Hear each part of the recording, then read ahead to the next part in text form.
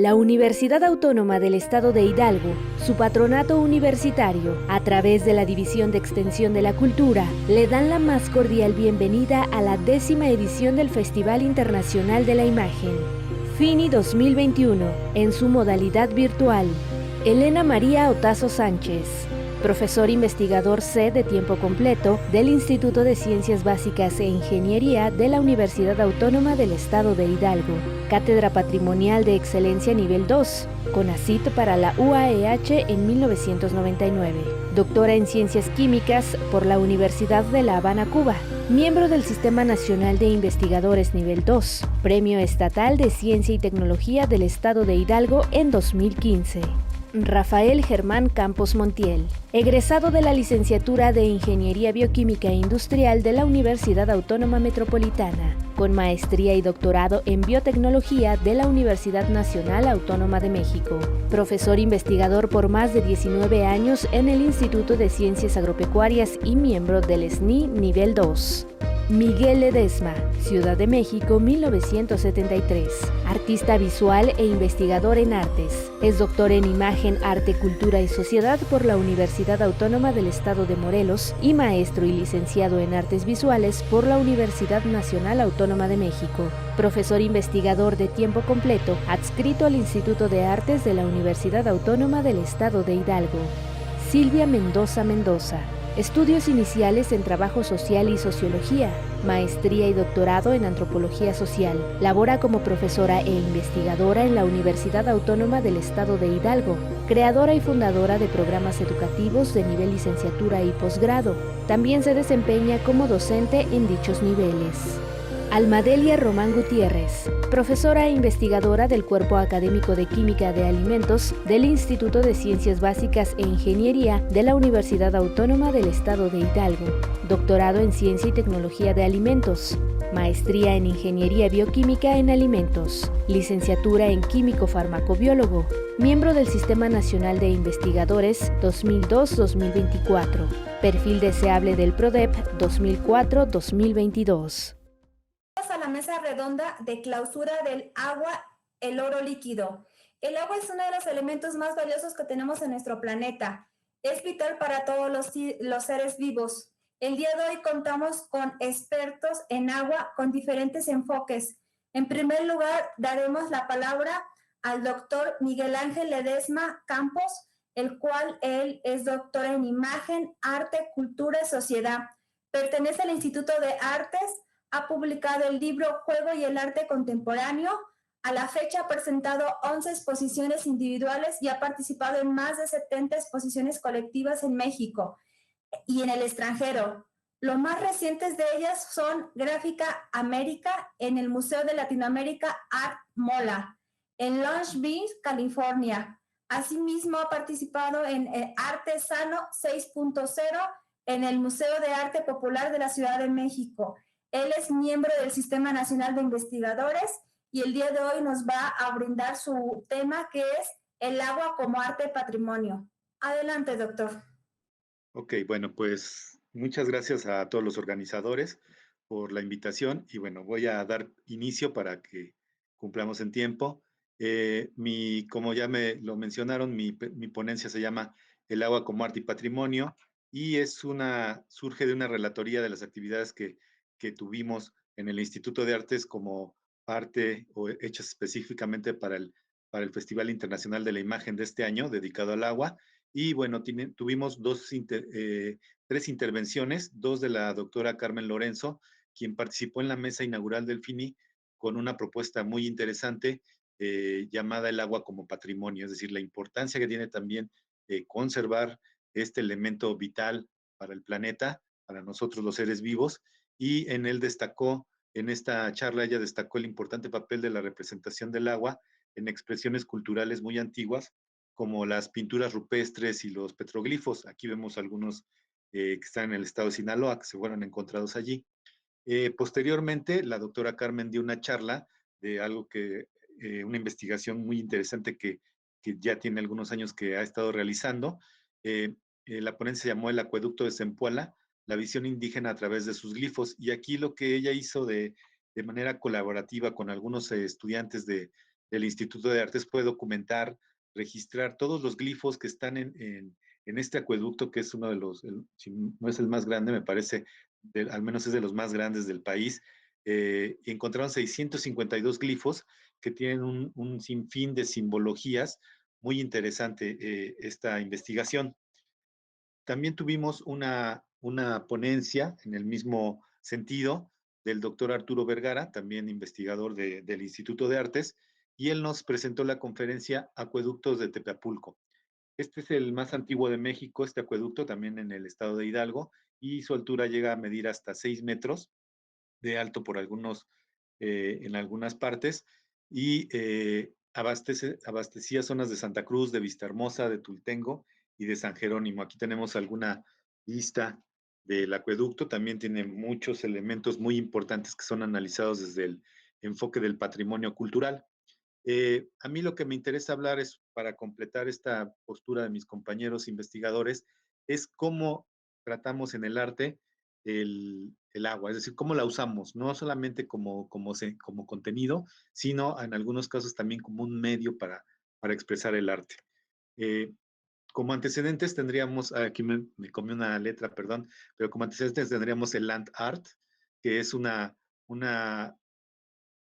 corriente artística de la segunda mitad del siglo XX, en donde muchos artistas empezaron a hacer obras in situ, situadas en algunos concretos del paisaje abierto, principalmente en Estados Unidos, eh, como esta obra que se llama Spiral Jetty de Robert Smithson, en donde el autor con piedras, con rocas de la orilla, fue construyendo un muelle que tiene una forma espiral, pero es tan grande que solamente puede ser visto desde el aire, ¿no? La forma, digamos, la forma espiral solamente puede percibirse desde arriba, y es una obra que cambia con el movimiento, tiene una interacción con el entorno. Por supuesto, no está pensada en un primer inicio como una mercancía, sino más bien como una propuesta de experimentar el arte y la naturaleza. Las obras de land art eran puestas en lugares inaccesibles generalmente, no podría uno llegar de manera turística. Hay muchos artistas muy destacados. También Robert Smithson hizo esta pieza que se llamó Floating Island. En realidad la visualizó también por ahí del año de 1970, en el 70, en donde estamos viendo un boceto, y el cual la obra se pudo hacer años después de que él falleció. Aquí vemos esta isla, está pensada, es una isla con un paisaje natural que va remolcada por un barco, y que está planeada para ir dando vueltas alrededor de Manhattan, ahí en Nueva York, pues con un contenido, un comentario ecológico de cómo pues las asentaciones humanas han ido eh, borrando la naturaleza, ¿no? Eh, También desde el arte conceptual se ha trabajado con el agua. Una obra icónica es esta de Hans Hacke, que se llamó Condensation Cube, en donde pues encontramos un cubo de acrílico lleno con una porción de agua, y lo interesante es que es una obra que es cambiante. Regularmente cuando vemos una pintura, las obras ya permanecen y se trata de que no cambien. En este caso, al estar llenas de agua, pues el clima, el calor, el frío, hacen que esta obra, que el agua se evapore, se condense, a veces vuelva a desaparecer y se vuelva a convertir en líquido. Y entonces es una obra en donde podemos ver precisamente esta relación del arte y el contexto. También como hay una influencia entre el ambiente, el clima y la obra de arte. Algunos artistas más recientes, como la Fure Eliasson, eh, tenemos que experimentan, tratan de incluir, de insertar en el museo eh, eh, elementos naturales como el agua, la tierra, el viento, y darnos esta experiencia en el interior de una galería donde no estamos acostumbrados a experimentarla, ¿no? Pues en el caso de él habla mucho esta idea de la experiencia del arte, una especie de interrelación entre la obra, el espacio circundante y el cuerpo del espectador. Habla de una conciencia corporal cuando nos confrontamos con sus obras. Esta obra que vemos aquí es una obra hecha de una manera sencilla, es un tubo de frizz, es un tubo que tiene unos pequeños orificios muy pequeños por donde pasa agua, y por supuesto sale en frizz, y solamente hay un reflector en una sala muy oscura que provoca la ilusión de un arco iris dependiendo en dónde se encuentre parado el espectador. La obra, como su nombre lo indica, es muy bella, y también nos evoca algo natural, algo que es algo que a veces no valoramos ya tanto, ¿no? Por estar metidos en nuestras actividades. ¿Qué pasaría en el caso de México? Ahí tenemos obras, artistas muy, muy destacados. Yo citaría, por ejemplo, a Gilberto Esparza como uno de los artistas más importantes, más reconocidos a nivel internacional. Y este proyecto tiene varios. Él trabaja mucho con electrónica, con mecatrónica. Es unas obras híbridas que funcionan, como mencionó la maestra Frida, en algo que se llama bioarte. Y tenemos esta pieza que se llamó Plantas Nómadas. Me gustaría escribe el propio autor su obra, en donde es una obra que es una combinación de planta y tecnología, y le llamó plantas nómadas. Dice, plantas nómadas es una especie híbrida conformada por diversos organismos que coexisten en simbiosis para sobrevivir en entornos contaminados. El agua, fuente de energía vital para la sobrevivencia, es uno de los recursos más afectados por la contaminación.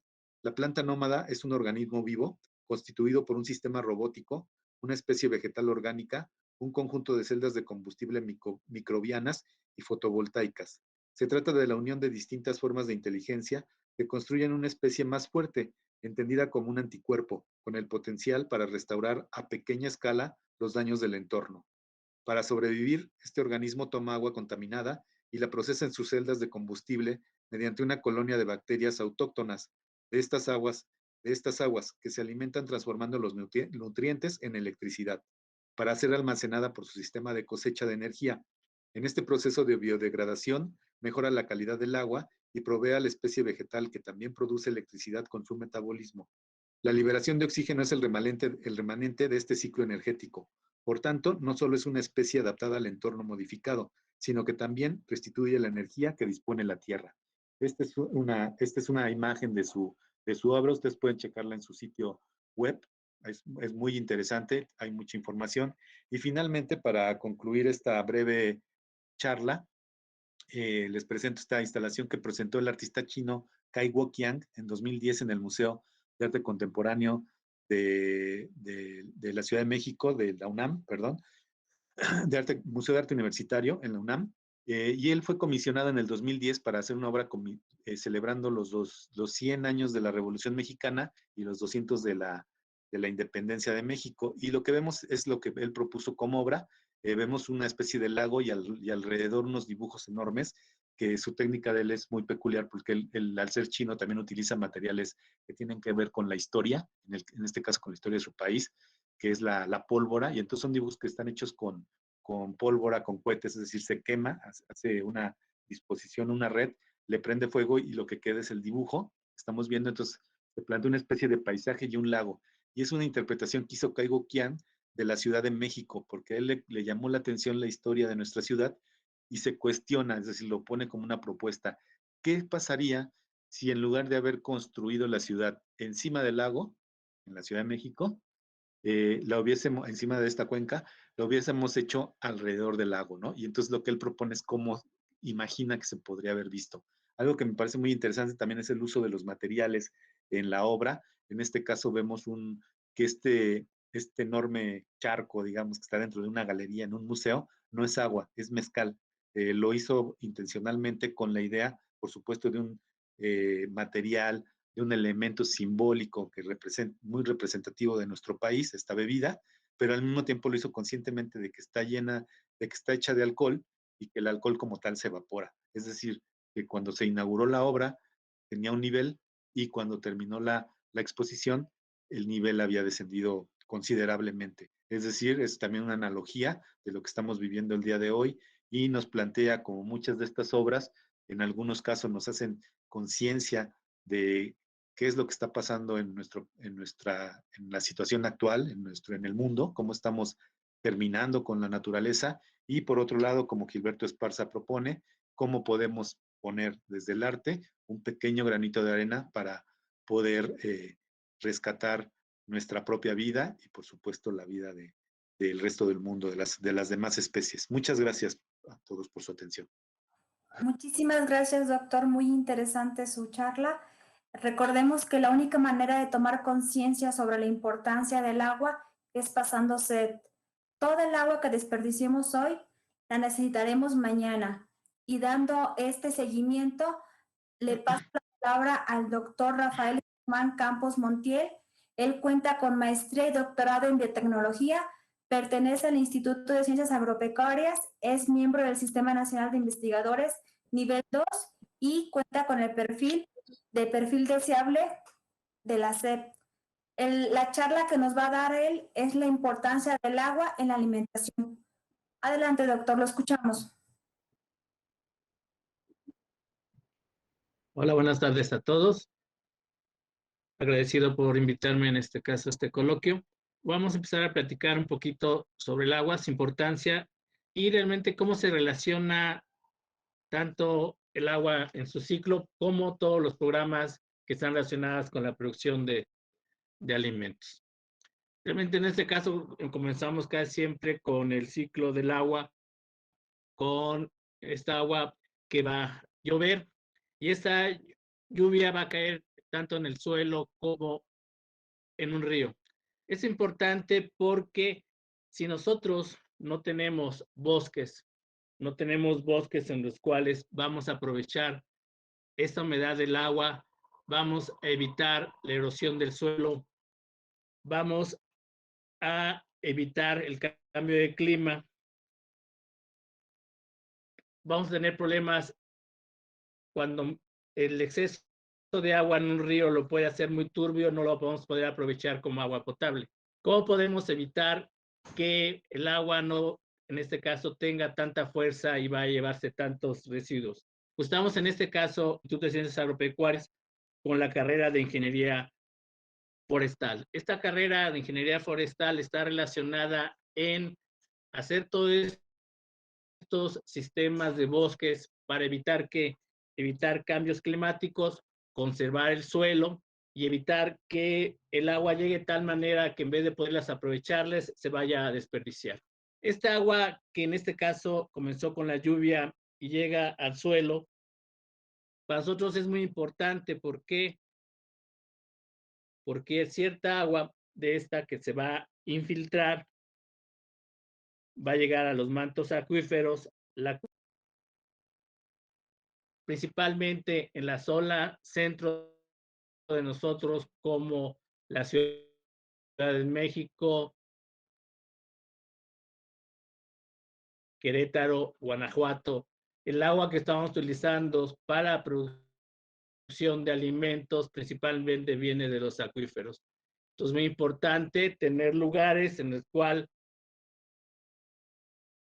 esta infiltración se lleve a cabo bien para estar, en este caso, volviendo a recargar. Ciertos lugares, no principalmente cercanos a la zona centro de México, sino en ciertos lugares, el agua se toma a tener esta fuerza de la lluvia, vamos a hacer ríos demasiados minerales, los cuales va a tapar todos los sistemas de bombeo, por lo tanto, la calidad del agua potable que va a llegar a esas comunidades va a ser mala.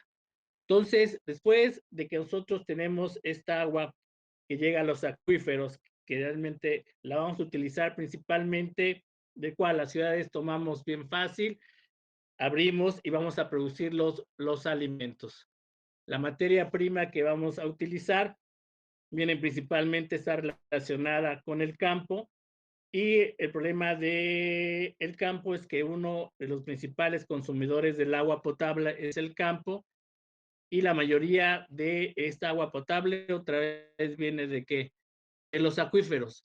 Realmente el riego de el agua con los ríos ya no es como debería ser, y realmente lo que estamos utilizando normalmente son tener nuestras bombas y sacamos el agua para producir los alimentos. Ahí cómo está relacionándose el agua con ciencias agropecuarias, que es la carrera de Ingeniería Agronomía para la producción sustentable, en la cual quiere que los alumnos tengan la capacidad de estar utilizando de una forma más efectiva el agua, principalmente que se está tratando que se empiece a trabajar más con la agricultura protegida, que la agricultura protegida realmente son los invernaderos para tener menos consumo de agua, y tener mayor producción de alimentos. Entonces ya vimos que ya está relacionada la ingeniería forestal con la protección de los suelos, la ingeniería en agronomía para la producción sustentable, para producir más con menos agua, y estos alimentos que ya se están produciendo con la parte de la ciencia de la ingeniería de agronomía, la vamos a transferir a la parte de transformación de los alimentos. En el Instituto de Ciencias Agropecuarias tenemos 3 carreras que están relacionadas principalmente con la producción de alimentos, pero que con 3 enfoques muy diferentes.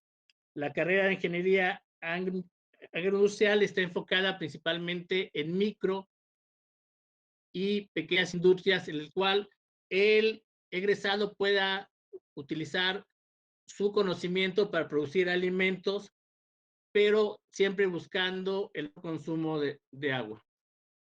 La carrera de Ingeniería de Alimentos está enfocada principalmente en los alumnos que vayan a trabajar industrias mucho más grandes, industrias grandes para la producción de alimentos. Y una carrera muy interesante que es la carrera viendo un poquito a utilizar, en este caso, ciertos materias primas de agronomía, de la misma parte forestal, frutales, endémicos. Quiere decir que es una carrera que está enfocándose totalmente en la producción familiar. En sí, si yo quiero un cierto fruto que es endémico, nunca lo voy a poder proceder en forma muy grande de una industria mediana, ni tampoco en una industria.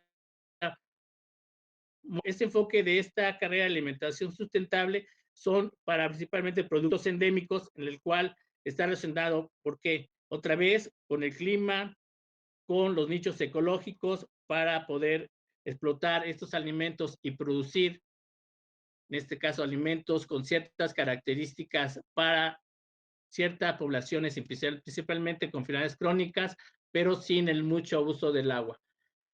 Lo interesante es que esta agua que salen tanto estas 3 industrias, las industrias alimentarias, esta agua se puede darle un uso.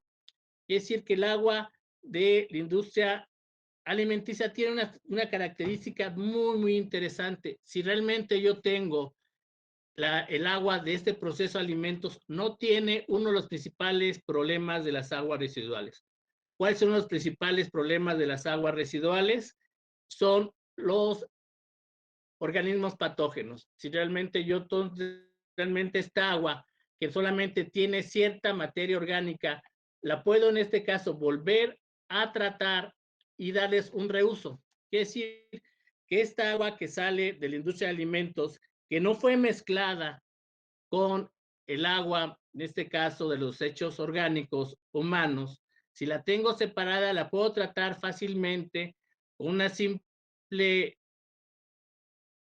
un simple tratamiento aerobio y una simple procesar esta agua para la producción de hortalizas. Quiere decir que esta agua ya tratada, sin, en este caso, ningún patógeno de tipo bacteriano, puede ser utilizada para la producción de hortalizas. Quiere decir que otra vez se relacionan el agua a darle otro reuso, porque como dice en este caso, el agua es algo muy importante. Yo no lo veo como un oro, sino lo veo como un diamante, en el cual se tiene que reusar múltiples veces para aprovecharlo lo más posible, porque hemos visto en estas presentaciones y anteriores que cada vez hay menos agua. Por lo tanto, otra carrera que está relacionada también, que nos daría darle un reuso a esta agua con ciertas características, es después de que de los médicos veterinarios o tecnistas hacen en este caso, la producción de animales, tanto principalmente de cerdos, en este caso aves, borregos, etcétera, queda un agua la cual si le damos su tratamiento, que es muy importante, la podemos volver a reusar ¿en qué? Esta agua no la podremos reusar en hortalizas. No, claro que no. Pero esta agua se puede reusar principalmente para el riego a través de frutales, principalmente de ciertos cultivos que no tienen ninguna relación con el suelo, como el maíz, del cual volvemos a relacionar el agua de un proceso, de una parte de la industria, en este caso de los alimentos, que es la producción de pecuaria, volvemos a relacionarnos otra vez para poderla regresar al suelo y volver a producir alimentos. Entonces, hay una cierta importancia que decir, bueno, el agua sí la puedo reusar, pero el agua primero la tengo que caracterizar muy bien y después decidir qué tratamiento es el que me conviene para dar el reuso del agua que yo quiero. Lo voy a utilizar en la agricultura directamente en consumo humano, debe ser un agua de alta calidad, o la puedo estar utilizando en la producción de ciertos cultivos frutales que también tienen un tratamiento, pero no se requiere tanta calidad. Ese tipo de tecnologías que se tienen que aplicar para la transformación de esta agua, de un agua residual a un agua de reuso, realmente se está otra vez involucrándose otra carrera del Instituto de Ciencias Agropecuarias, que es la Ingeniería Biotecnología.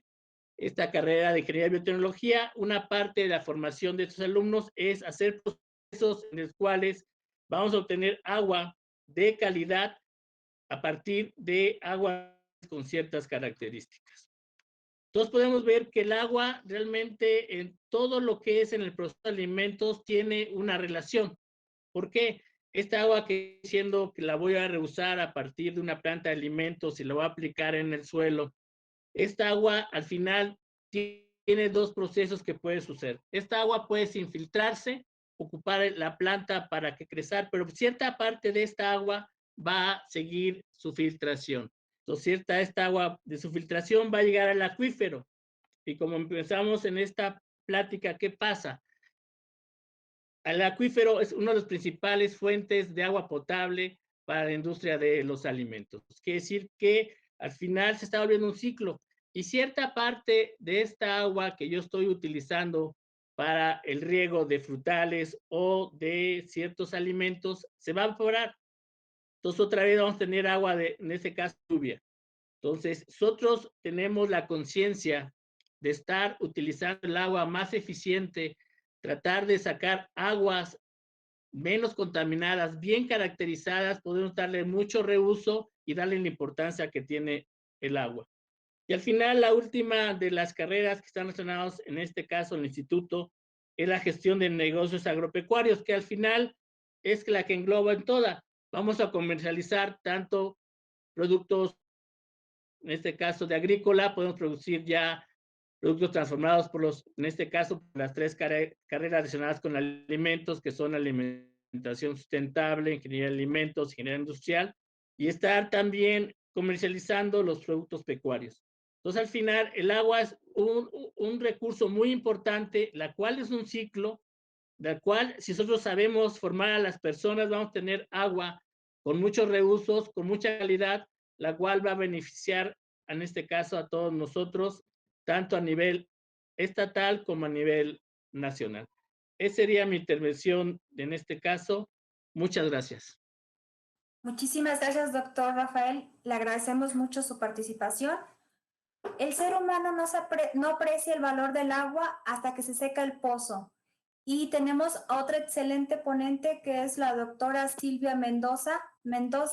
Ella cuenta con maestría y doctorado en antropología social, pertenece al Instituto de Ciencias Sociales y Humanidades de nuestra máxima casa de estudios. Como investigadora realiza historia social y cultural contemporánea en las regiones en el estado de Hidalgo. Ella, a través de talleres dirigidos al público en general, promueve el derecho a la igualdad y a la no discriminación. Ha trabajado en equipos multidisciplinarios de investigación. Uno de los trabajos realizados se denomina Estrategia Estatal de Mitigación, Adaptación al Cambio Climático de Hidalgo.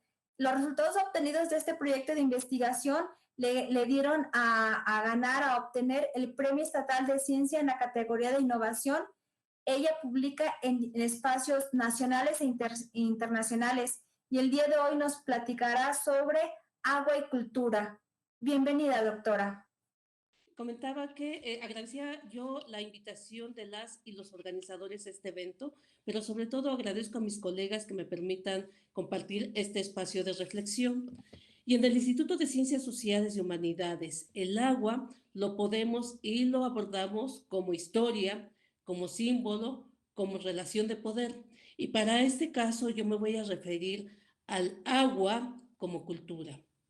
El agua es esencial para la vida. Es una frase común en todos los idiomas que tratan de hacer conciencia sobre la escasez del agua para el consumo humano, situación que en algunas regiones del país y del mundo se ha vuelto crítica. El agua es vida, pero también es muerte. Es muerte para la humanidad cuando su abundancia inunda regiones completas y las desaparece, como está ocurriendo en las islas Betet y Gundul en Indonesia.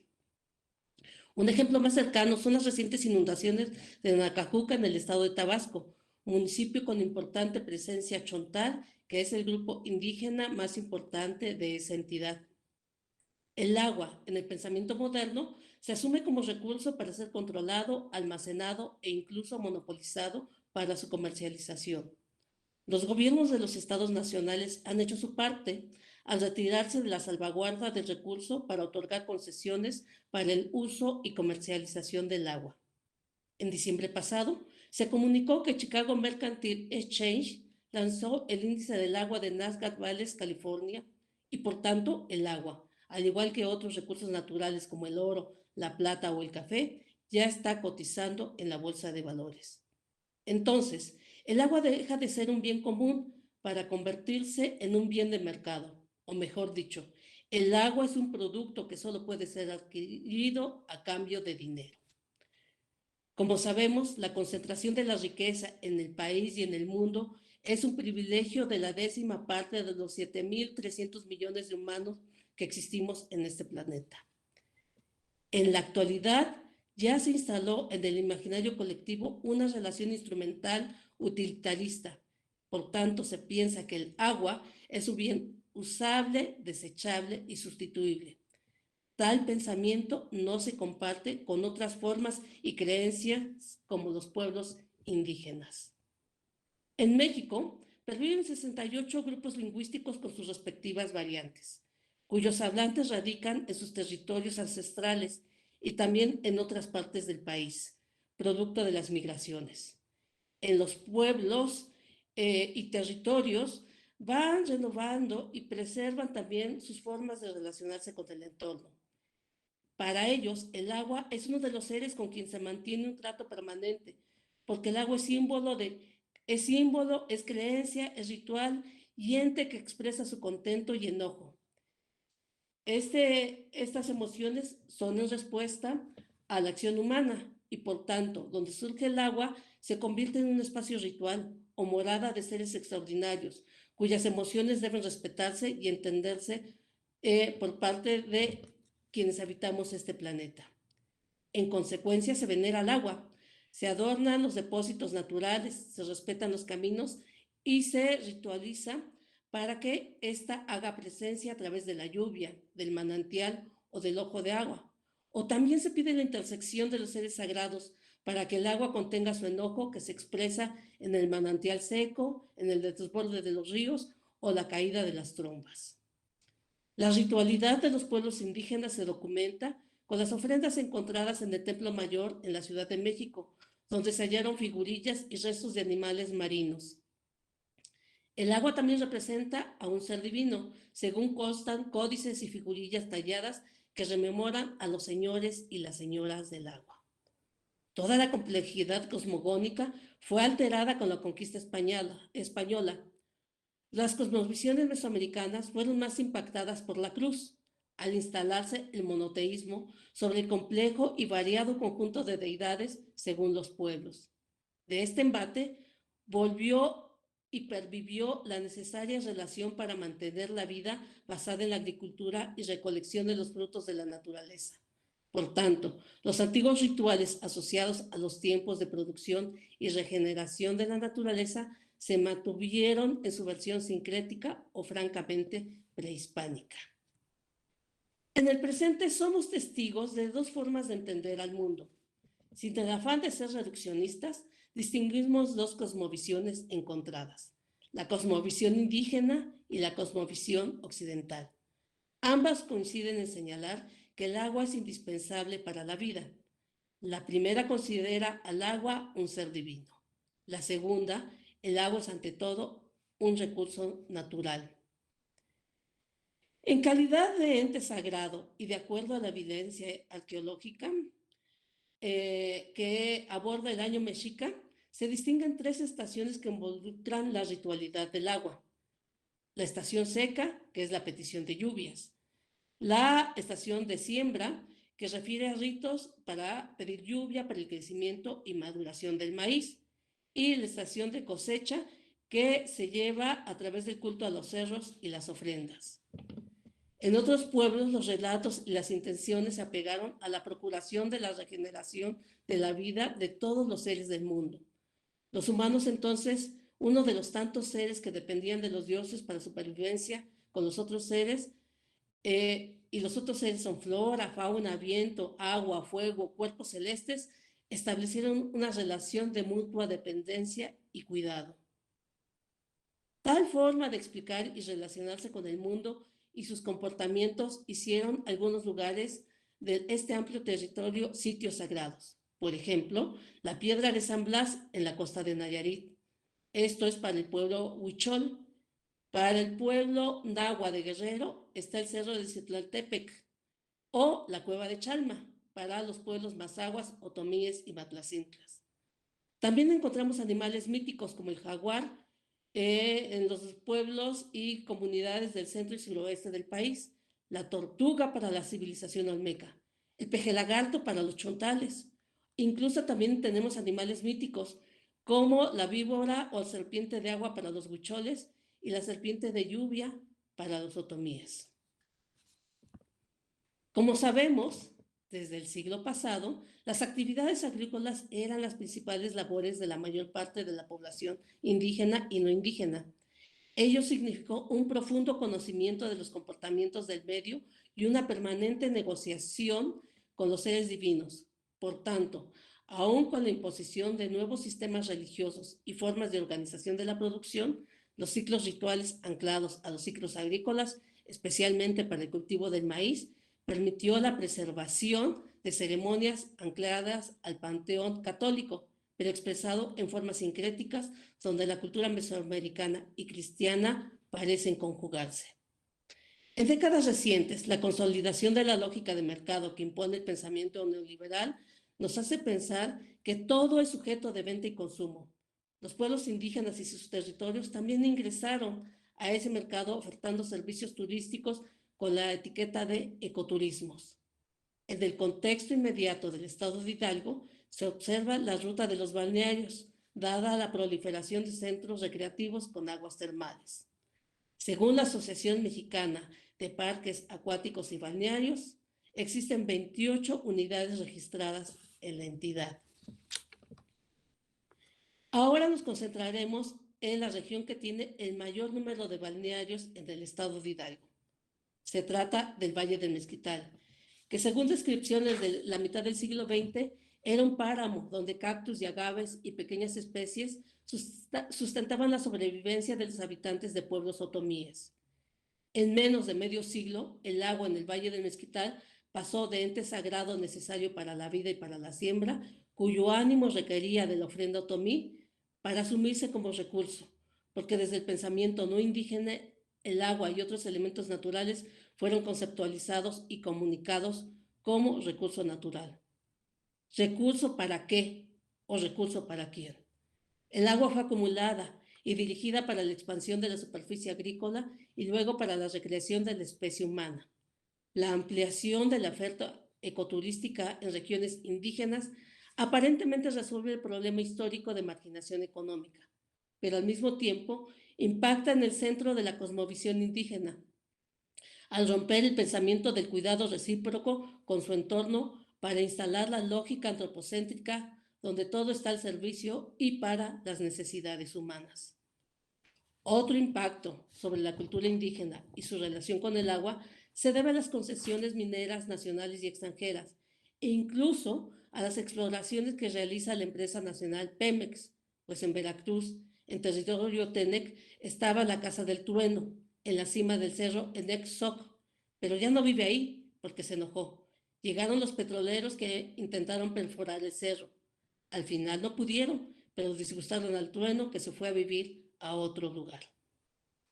El desgaste de los sistemas culturales cimentados en relaciones de respeto y cuidado recíproco con el entorno es un asunto que afecta a los pueblos indígenas de México y otras partes del mundo, ya sea por la expansión de las formas modernas de agua con racionalidad utilitarista e individualista, o porque los intereses privados, en alianza con los gobiernos, concesionan los territorios indígenas para la extracción de materias primas necesarias para la producción fabril, lo que acelera la erosión iniciada con la expansión de la agricultura y la ganadería. Además, las ciudades siguen creciendo en lugar de plantearse otra cultura del uso del agua que detenga la sobreexplotación de los mantos acuíferos. Se plantea, por ello, o se plantea, aún con todo este desgaste, que las ciudades deben ser abastecidas de agua con redes de abastecimiento extraídas de otros territorios, incluyendo, por supuesto, territorios indígenas. La tensión se incrementa porque desde hace años el agua ingresó como parte del inventario que ofrece el mercado. Así lo demuestra el agua embotellada que hemos comprado para saciar nuestra sed, pues su consumo se mantenía al alza en 5% hasta el cierre del año 2019, según el reporte de la Asociación Internacional de Agua Embotellada. Tal crecimiento representa millones de dólares. Así, el agua se consolida como otro producto del mercado. Incluso la Bolsa de Valores ya lanzó el índice del agua. Esto ocurrió en diciembre del 2020. Muchas gracias. Muchísimas gracias, doctora Silvia. Muy interesante su presentación. El agua se ha convertido en un recurso muy valioso. Hay lugares en el mundo donde un barril de agua cuesta más que un barril de petróleo. Hoy en día tendremos como última ponente a la doctora Elena María Otazo. Tiene el grado de doctor en Ciencias Químicas, pertenece al área académica de Química, ha sido directora de 23 tesis de licenciatura, 9 de maestría, 19 de doctorado. Tiene 79 publicaciones en revistas indexadas y arbitradas. Es coautora de 5 libros.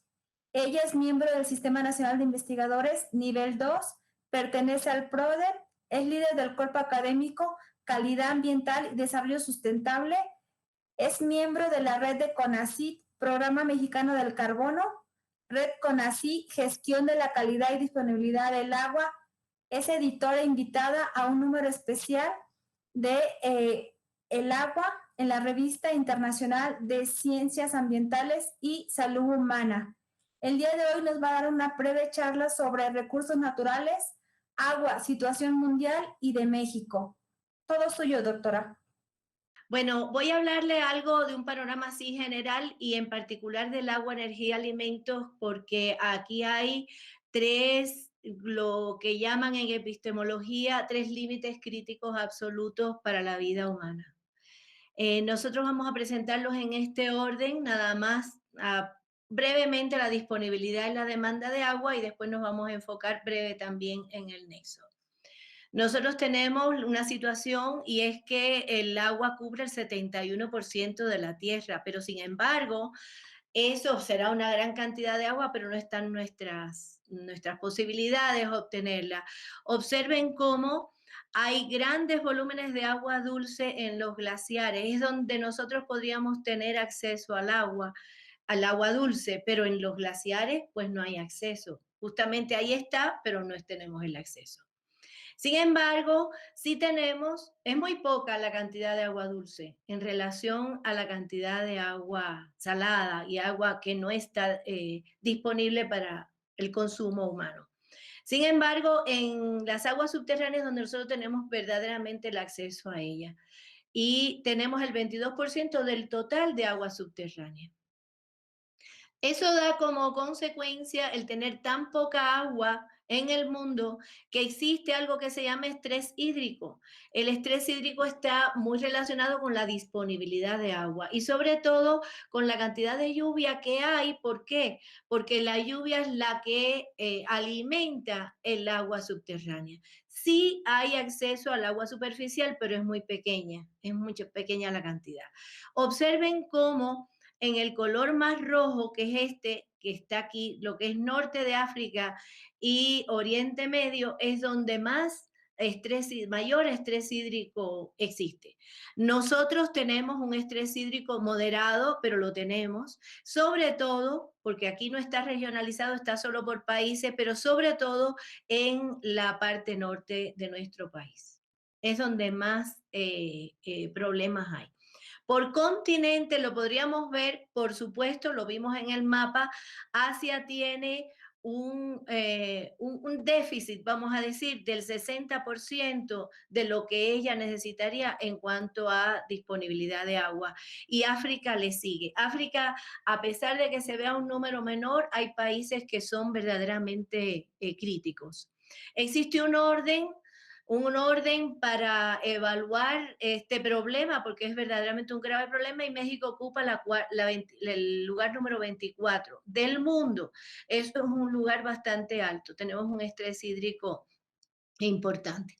Y por supuesto, ven que en los 10 primeros, excepto uno, todos son del Oriente Medio. En México, ya viendo el estrés hídrico en México, nosotros tenemos, como les comentábamos, una gran donde mayor estrés hídrico hay es aquí en el centro de la República. Es donde más posibilidades hay de tener un problema verdaderamente serio de desabasto de agua. Y bueno, ustedes lo saben porque en el periódico y en todos lados está ocurriendo.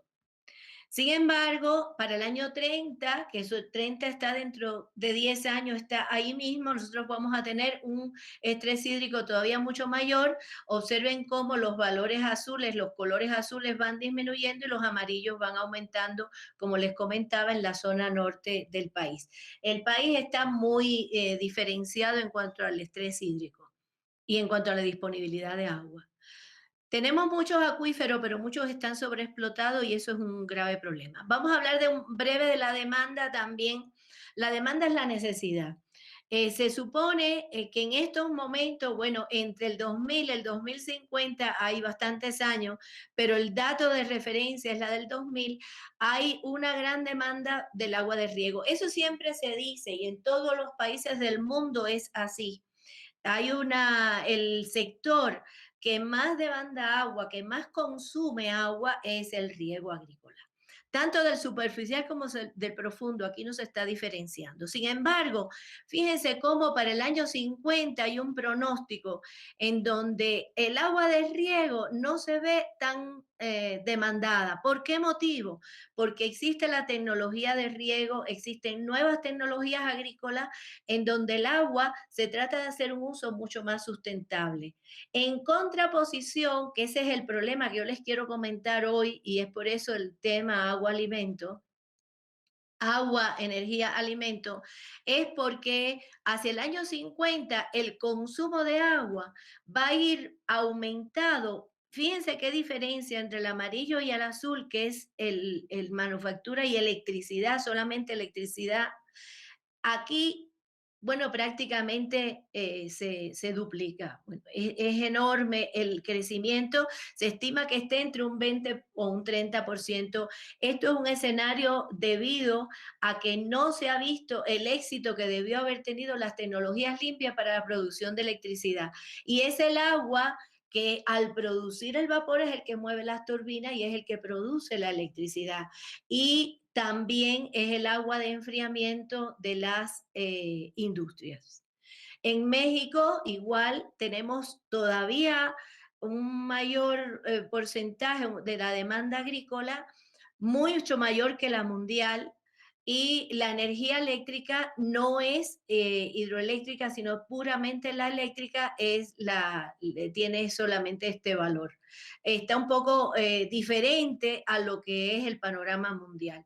Y el abastecimiento público, ya vieron el valor que tiene, que es importante también. Ahora, ¿por qué surge el nexo agua, energía, alimento como concepto? El agua, ahí es donde existe una contradicción o digamos límites para lo que es el agua como sustento de la electricidad y el agua como sustento de la seguridad alimentaria. Y cuando se habla de seguridad alimentaria, no se habla solamente de riego agrícola, se habla también del alimento y del mantenimiento de los animales. Y entonces, tú no puedes sacrificar uno a expensas del otro. Y tú no puedes acabar con toda la reserva de agua porque tengas que darle prioridad, digamos, a ninguno de los otros dos. Ninguno de los tres deben de sobrepasar unos límites. Y ahí, en esos límites, es donde se define el nexo agua, energía-alimento, que sale con ese nombre y se expone mundialmente por primera vez en el año 2011 en una conferencia que se hizo en Bonn preparativa para lo que es la segunda vuelta, digamos, de la cumbre de Río. Eh, la cumbre del Río, ustedes saben que fue en 1912 y es donde se hace una gran llamada de atención y se toman muchos acuerdos y acuerdos muy importantes, los de 1912, porque de ahí incluso salen acuerdos acerca del cambio climático. Y sin embargo, después de 20 años de haber pasado en el 2012, se empieza a preparar esta cumbre de Río 20 años después. Y en esta conferencia de Bonn preparativa se logra aislar e identificar el problema grave que nunca se resolvió. Y ellos plantean el nexo en esta forma que ustedes ven aquí, donde el agua es la del medio, la que da recursos a todo. A todo. En la cumbre del Río no pasó gran cosa, tenían muchas expectativas y no pasó gran cosa, pero sí salieron acuerdos, muy pocos, pero salieron acuerdos sobre la confección de la Agenda 2030, que todos ustedes han oído hablar de la Agenda 2030. La agenda se adopta en una conferencia, que es la conferencia que se ocurre en el 2015. 3 años después ya se adopta y se aprueba, que es una agenda que vale la pena consultar porque ahí es donde se lanza los 17 objetivos de desarrollo sostenible. Aquí y en estos objetivos está el nexo agua-energía en 8 de ellos. En 8 de ellos incluso está presente el agua directa o indirectamente, porque donde está energía está el suministro de agua para dar la energía y donde está la comida, pues también. Y la pobreza y todo el trabajo, todo está relacionado de esos 17 objetivos. 9, entre 8 y 9 están relacionados con el agua y con la energía y el alimento. Y estos son los acuerdos que se llega en esta Agenda 2030, que desde el año 2015 está vigente, y se llega a lo que es el desarrollo sostenible, que es lo que está aquí en el medio, sobre la base de todos estos conceptos, el hecho de que sea soportable, viable y equitativo, pero que además, eso desde el punto de vista ya más práctico y ético, pero que además tiene esferas, la esfera económica, ecológica y social. La sostenibilidad está en todos esos aspectos y en todos esos aspectos está influyendo el nexo. El nexo sale ya por el hecho de que hay una gran motivación política, porque el problema es un problema muy grande, porque no es solamente del agua, es de los alimentos y es de la energía. Y resulta que hay defectos que se adaptan, que se aíslan, que se detectan y hay muchas investigaciones sobre la modelación para apoyar tomas de decisiones. Uno de los problemas mayores que tiene el nexo es que, bueno, es que es muy joven, que se acaba de modelar y de idear, pero que no hay manera de medirlo ni de compararlo. Si tú no lo mides, no lo puedes comparar. Eso es lo que se va a llevar ante los tomadores de decisiones en general para que puedan tomar cartas en el asunto. Hay mucha esperanza, mucha esperanza, pero tiene muchos retos, porque el nexo tiene que enfrentar la vulnerabilidad ante el cambio climático y, y además hay un problema muy serio, y es que esa vulnerabilidad da lugar a menos cantidad de lluvia y a una sequía muy grande. Y vamos a tratar de ver si la mayor parte de las personas, de los investigadores, puedan sumarse en este asunto de sanear esos límites que se han transgredido entre el agua, la alimentación y la energía. Estas son unas bibliografías muy generales que ustedes, yo les recomiendo que las consulten, y los quiero dejar con esta imagen, que es mi imagen final, en donde se ve el cambio global, el cambio de temperatura global a lo largo de varios años, 134 años, y verán cómo el color se va oscureciendo, el calentamiento es mayor, por lo tanto, la disponibilidad de agua será menor. Eso es todo. Muchísimas gracias. Los dejo con esta imagen, pero es una imagen un poquito negativa, y es todo. Muchísimas gracias. Muy amable, doctora, por su participación. Y recordemos que las Naciones Unidas dice que el agua es crítico para el desarrollo sostenible, incluyendo la integridad del medio ambiente y el alivio de la pobreza y el hambre, y es indispensable para la salud y el bienestar de los seres humanos.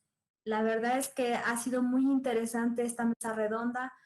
Es increíble cómo el agua puede unirnos desde tantos ejes, tantos vértices, y cada quien desde su trinchera tiene un enfoque muy general y muy importante sobre esto. Perfecto. Pues entonces, muchísimas gracias, que tengan un excelente día y damos por concluida esta mesa redonda. Buenas tardes. Uno de los ciclos esenciales de la naturaleza es el del agua. Es la base de nuestro medio ambiente, un periodo que empieza y otro que termina, lo que nos recuerda a nuestra línea de vida. Winston Auden, poeta y ensayista británico, decía: miles de personas han sobrevivido sin amor, ninguna sin agua. Después de escuchar los diferentes temas que se abordan sobre el agua en este coloquio, nos damos cuenta de la necesidad de un cambio de mentalidad de la sociedad, tanto en su concepción como en su sensibilidad con respecto al agua. Al tener un conocimiento más amplio de la problemática que se vive hoy sobre el tema del agua, empecemos a tener conciencia y entender la importancia que tiene el agua en la naturaleza, principalmente en nuestras vidas. La Universidad Autónoma del Estado de Hidalgo, consciente de la problemática del agua, viene realizando acciones concretas, iniciando un proceso de educación, sensibilización, concienciación sobre el valor de este recurso natural. El agua es probablemente el único recurso natural que se relaciona con todos los aspectos de la civilización humana y el desarrollo social, cultural y económico. Son muchas las personas que están trabajando en modo intensivo en su preservación y cuidado.